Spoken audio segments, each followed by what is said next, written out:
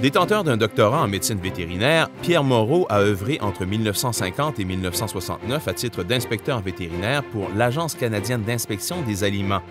Professeur au East Pakistan College of Animal Husbandry, biologiste et médecin vétérinaire au laboratoire de virologie de Santé et Bien-être Canada. J'ai la passion, l'amour de la vie, un goût pour l'étude, pour l'élévation des connaissances. Il a poursuivi sa carrière au sein du gouvernement canadien à titre d'agent de projet et d'analyste, notamment pour le ministère canadien des Affaires urbaines, le Bureau fédéral d'examen des évaluations environnementales et le Bureau des relations fédérales et provinciales. Il fut également directeur de projet pour le secrétariat d'État à Ottawa. Rêveur, rassembleur et homme de conviction, Pierre Moreau a mené parallèlement à sa carrière de nombreuses réalisations. Parmi celles-ci, deux retiennent particulièrement l'attention, soit la création de l'ICAF, l'Institut québécois d'aménagement de la forêt feuillue, et de la Corporation de gestion de la forêt de l'Aigle. Ces deux organismes, dont il est l'initiateur, ont eu des répercussions sociales, économiques et écologiques pour l'Outaouais et ont fait leur marque dans le domaine de la foresterie au Québec. Dès leur création, l'ISFOR et le département des sciences naturelles de l'UQO ont pu bénéficier des 20 ans de recherche et de compagnonnage scientifique qui avaient été mis en place par l'ICAF pour prendre une dimension nationale et même internationale. Après cet éclatement est arrivé l'éclosion de l'ISFOR. L'ISFOR qui est maintenant engagé à progresser dans le sens de la forêt feuillue, de l'aménagement de la forêt feuillue.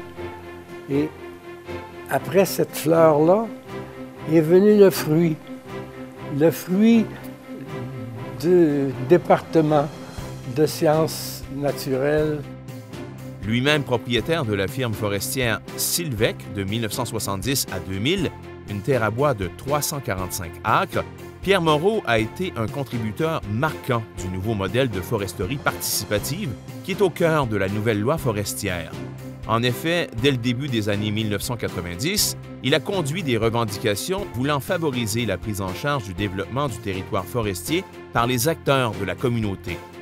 Grâce à lui, les Amérindiens de Kitigan-Zibi, la Société sylvicole de la Haute-Gatineau et l'ICAF se sont regroupés pour fonder la Corporation de gestion de la forêt de l'Aigle.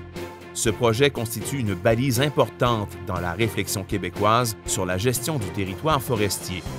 La forêt de l'Aigle compte aujourd'hui un pavillon en pleine forêt, pouvant y accueillir les touristes, les chercheurs, les pêcheurs, les chasseurs et autres amoureux de la forêt, mais aussi de grands massifs forestiers de pins blancs de la forêt de l'Aigle qui, sans la corporation, auraient sans doute été coupés.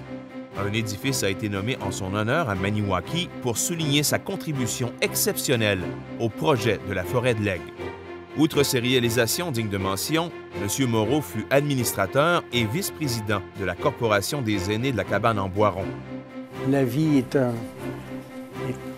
est une grande richesse et ça m'a amené à parler de la science de la vie.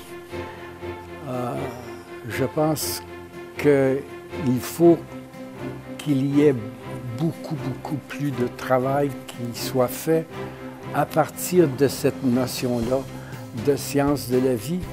Et à ce moment-ci, c'est l'ISFOR, le département de sciences naturelles, est en plein dans la science de la vie. Et l'environnement, c'est du boson de Higgs jusqu'à la transcendance et la spiritualité. Il va sans dire que la persévérance hors du commun de Pierre Moreau, de même que sa très grande rigueur, correspondent aux valeurs mises de l'avant par l'UQO. Félicitations à M. Pierre Moreau.